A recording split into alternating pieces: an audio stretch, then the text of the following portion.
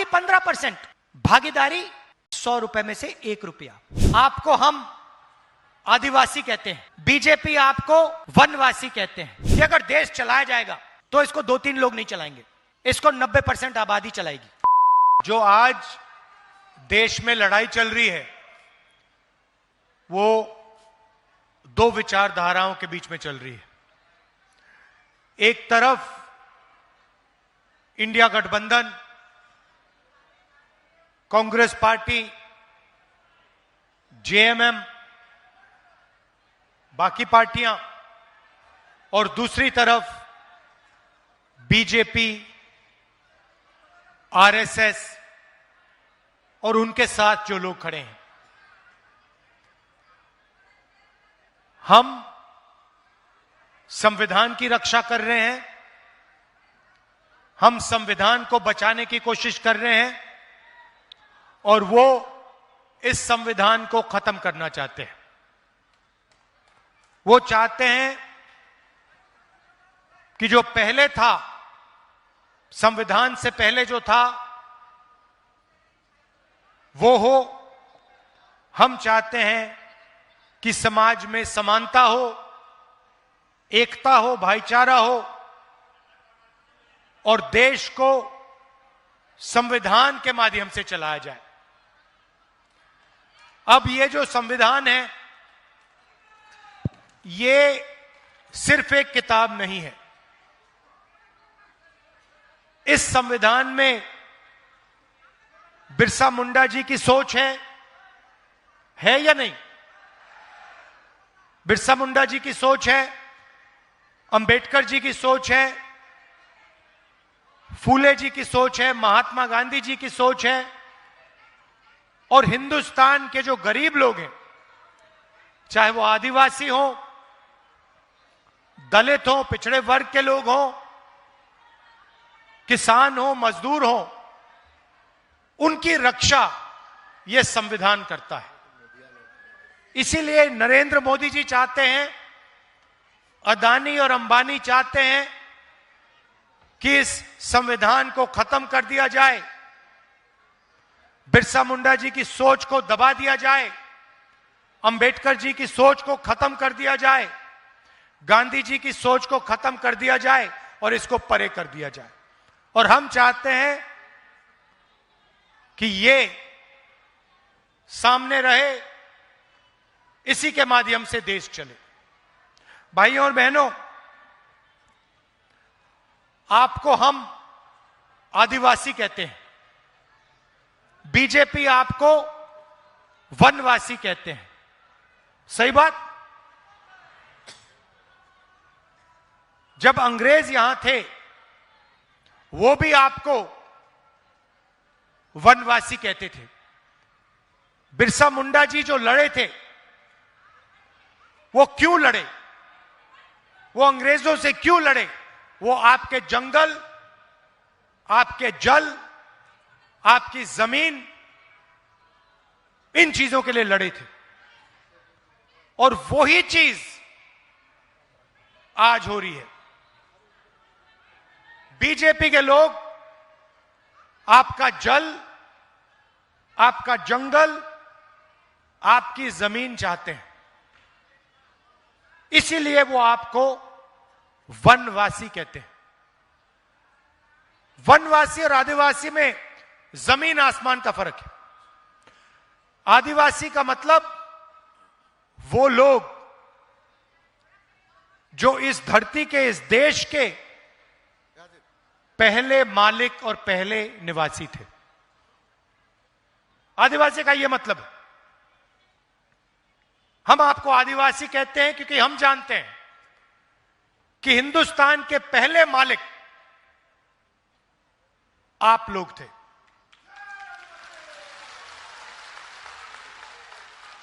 और अगर हम आपको आदिवासी कहते हैं तो फिर जल, जमीन, जंगल का फायदा हिंदुस्तान के पहले मालिकों को मिलना चाहिए। जल, जमीन, जंगल का अधिकार आपका होना चाहिए। आदिवासी शब्द का यह मतलब है। अब इन्होंने नया शब्द निकाला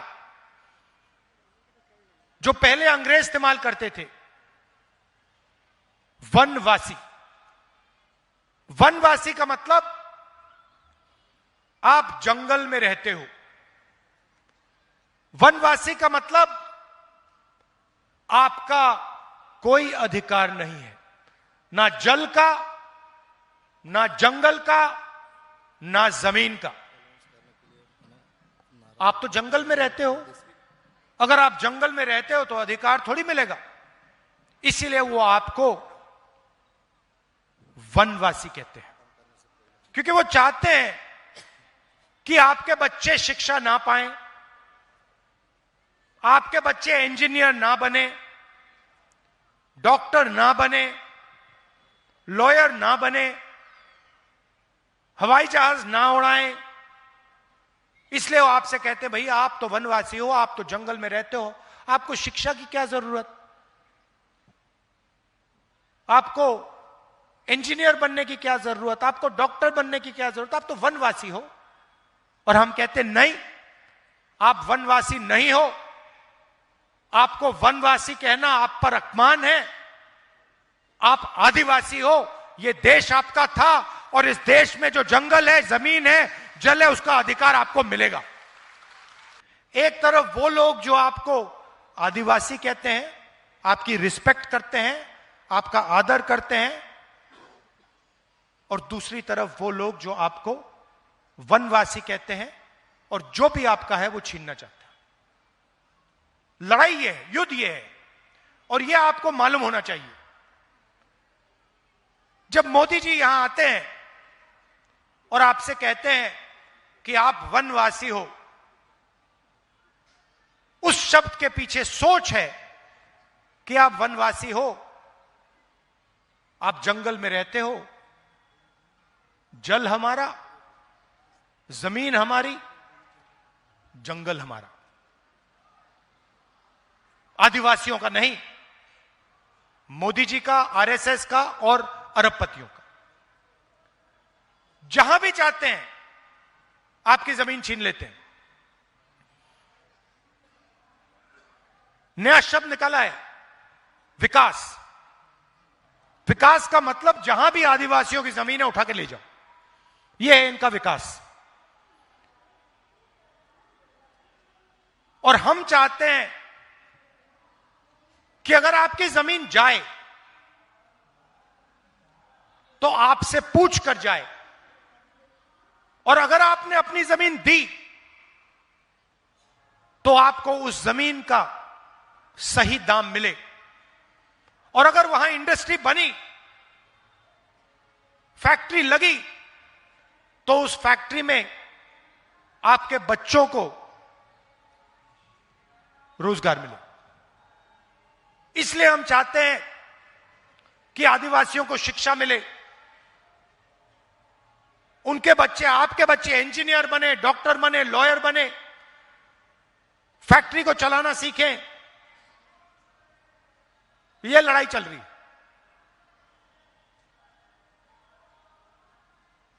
आप देखिए,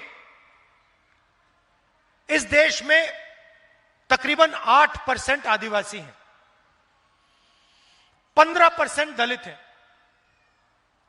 और तकरीबन 50% ओबीसी हैं, और उसमें आप 15% माइनॉरिटी जोड़ दीजिए।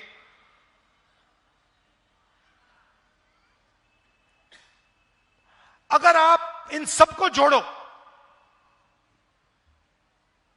तो 90% ये लोग हैं, आदिवासी, दलित, पिछड़े वर्ग के लोग, माइनॉरिटी के लोग 90% है। मगर अगर आप देखो, हिंदुस्तान की संस्थाओं को देखो, मीडिया देखो, बड़े बड़े बिजनेस देखो, अंबानी, अदानी वाले बिजनेस,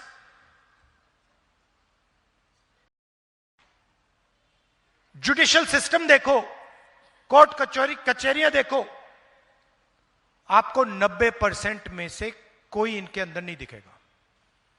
हिंदुस्तान की सरकार को 90 लोग चलाते हैं, आईएएस के लोग हैं, बजट को ये बांटते हैं। हर साल आपके जेब में से जीएसटी निकलती है। आप पेट्रोल खरीदते हो, कपड़े खरीदते हो, जूते खरीदते हो, टैक्स भरते हो, आपके जेब में से टैक्स निकलता है। वो टैक्स सरकार के पास जाता है और फिर हर साल बजट में वो खर्च होता है। अब मैंने पता लगाया कि टैक्स आप भर रहे हो, 90% टैक्स देता है। जितना टैक्स आप देते हो, जितनी जीएसटी आप देते हो, उतनी ही जीएसटी अदानी देता है। अगर आप शर्ट खरीदोगे, जितनी जीएसटी आप दोगे उतनी अदानी देगा। अगर आप 1 लीटर पेट्रोल खरीदोगे, जितनी जीएसटी आप देते हो उतनी वो देगा। जितना टैक्स आप देते हो उतना वो देगा। और मैंने पता लगाया ये जो बजट है, जो पैसा है देश का, ये कैसे खर्च होता है, ये कौन निर्णय लेता है? 90 अफसर निर्णय लेते हैं। 90 लोग हैं। रेलवे बजट में पैसा कितना खर्च होगा, कहां खर्च होगा, ट्रेन कहां लगेगी, ये 90 लोग निर्णय लेते हैं। हाईवे कहां बनेगी, रोड कहां बनेगी, कैसी बनेगी, ये निर्णय लेते हैं। सेना को कितना पैसा मिलेगा, ये निर्णय लेते हैं। शिक्षा में कितना पैसा जाएगा, ये निर्णय लेते हैं। आदिवासी स्कूल कितने बनेंगे, दलित स्कूल कितने बनेंगे, निर्णय ये लेते हैं। कर्जा माफ होगा, निर्णय ये लेते हैं। डिसीजन इनका। 90 में से आदिवासियों की आबादी हिंदुस्तान में 8%। 90 में से एक अफसर आदिवासी वर्ग का है। एक अफसर, और उसको भी पीछे बैठा रखा है कोने में। अगर हिंदुस्तान की सरकार 100 रुपए खर्च करती है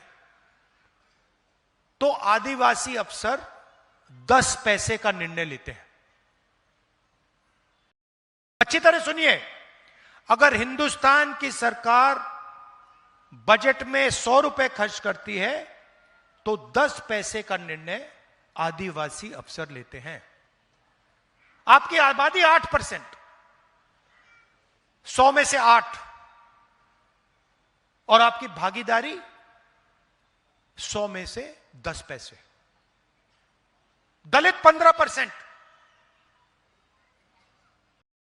90 अफसर में से 3 दलित हैं। और अगर हिंदुस्तान की सरकार 100 रुपए खर्च करती है तो दलित अफसर 1 रुपए का निर्णय लेते हैं।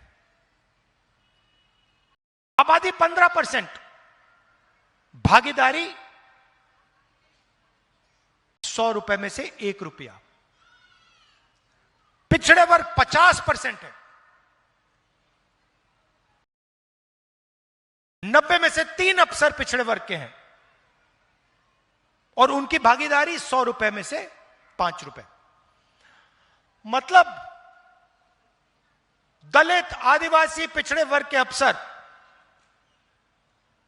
100 रुपए में से 6 रुपए 10 पैसे का निर्णय लेते हैं।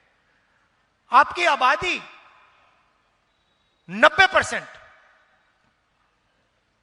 भागीदारी 100 रुपए में से 6 रुपए।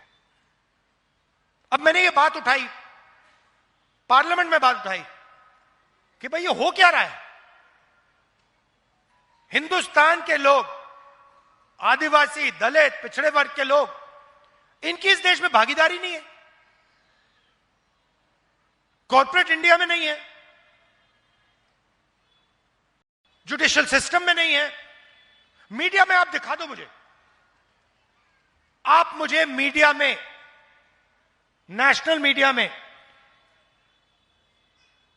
एक आदिवासी एंकर दिखा दो,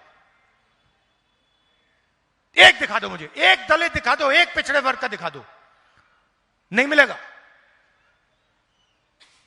आप में कोई कमी नहीं है, आप में कोई कमी नहीं है। हिंदुस्तान का पिछड़ा वर्ग, दलित वर्ग, आदिवासी वर्ग कोई भी काम कर सकता है, कुछ भी कर सकता है, कोई कमी नहीं है आप में। आपको रास्ता नहीं दिया जाता, आपको रोका जाता है। आपके सामने दरवाजा है और मोदी जी आके बहाने बनाते हैं। सच्चाई है। तो मैंने पार्लियामेंट में उनके सामने बोला कि आप ऐसे करिए, जाति जनगणना करते हैं,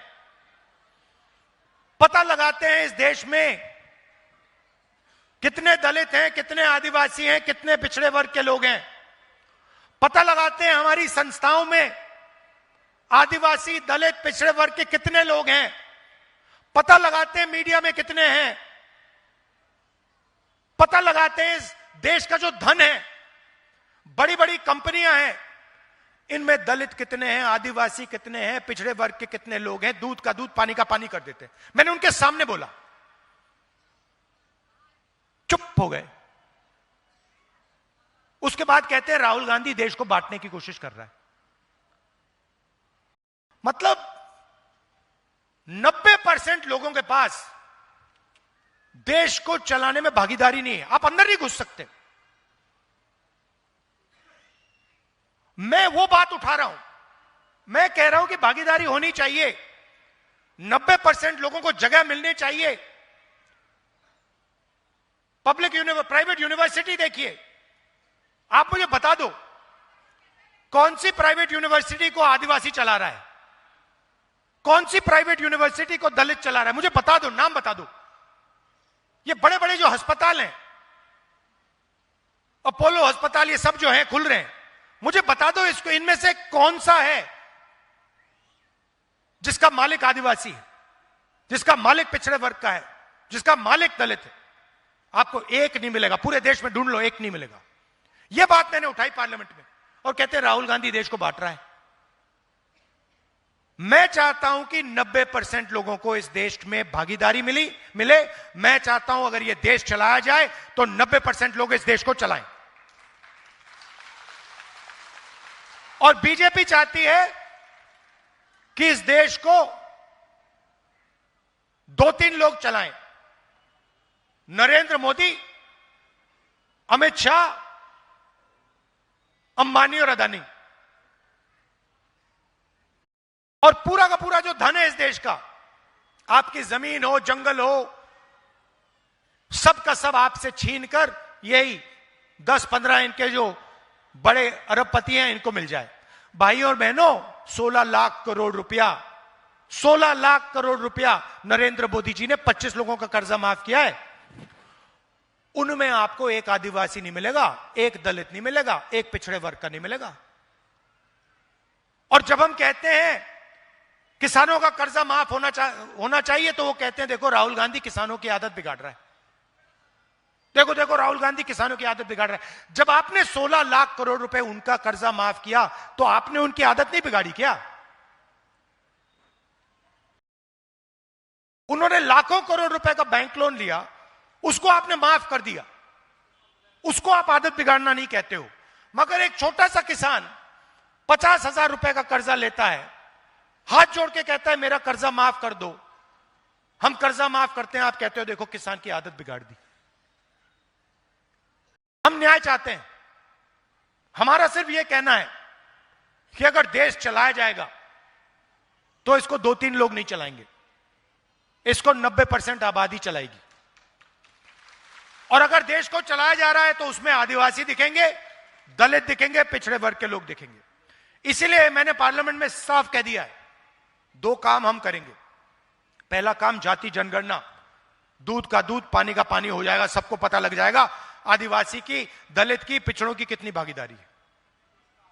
और दूसरा, ये जो उन्होंने दीवार बना रखी है रिजर्वेशन की कि 50% से ज्यादा रिजर्वेशन नहीं जाएगा, इस दीवार को हम तोड़ के परे कर देंगे।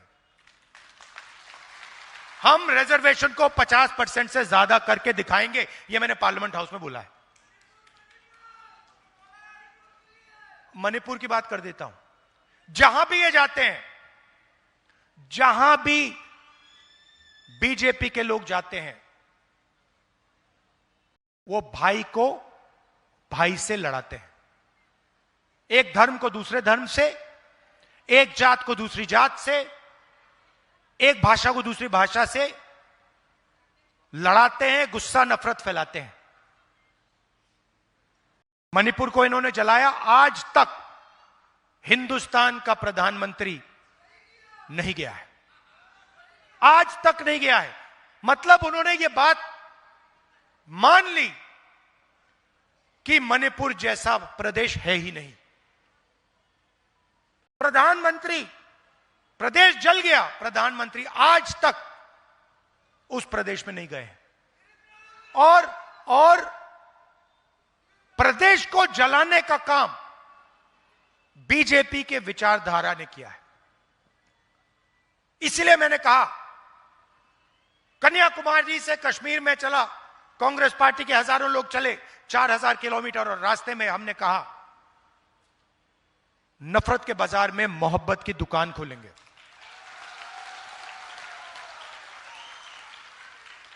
नफरत के बाजार में मोहब्बत की दुकान खोलेंगे और हिंदुस्तान में सब लोग प्यार से, इज्जत से एक साथ मिलकर रहेंगे। अब झारखंड का चुनाव मैंने देखा कि यहां पे हमारी काफी बहनें आई हैं। मैं आपको बताना चाहता हूं कि जैसे ही यहां हमारी सरकार आएगी, वैसे ही खटाखट खटाखट खटाखट आपके बैंक अकाउंट में, आपके बैंक अकाउंट में अभी 1000 रुपए जाता है, 2500 रुपए महीने का ठकाठक ठकाठक ठकाठक अंदर।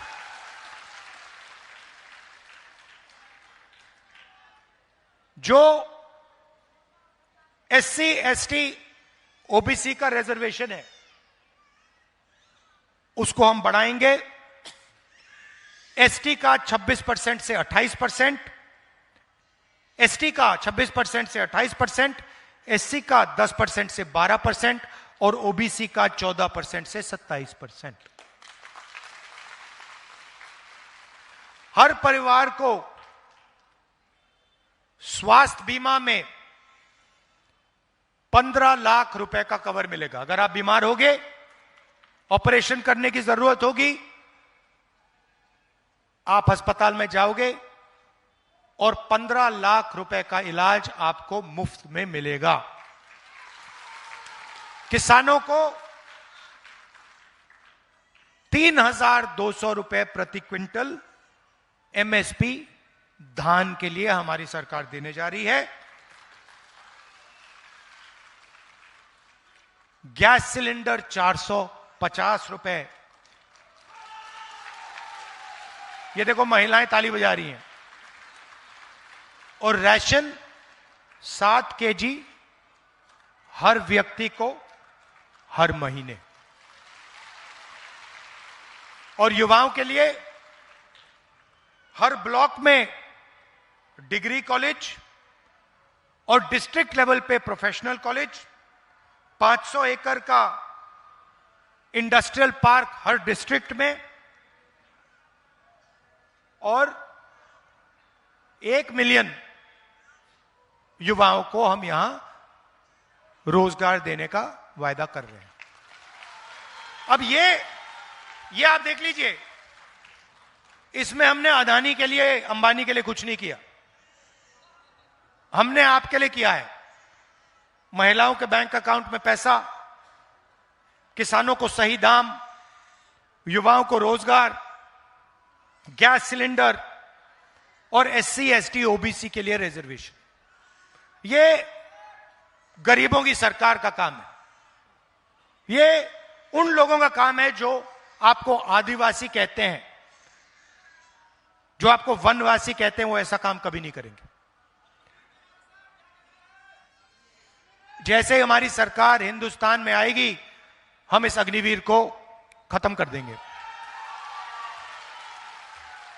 तो आपसे मैं ये कहना चाहता था, आप दूर दूर से आए, इतने प्यार से आपने हमारी बात सुनी।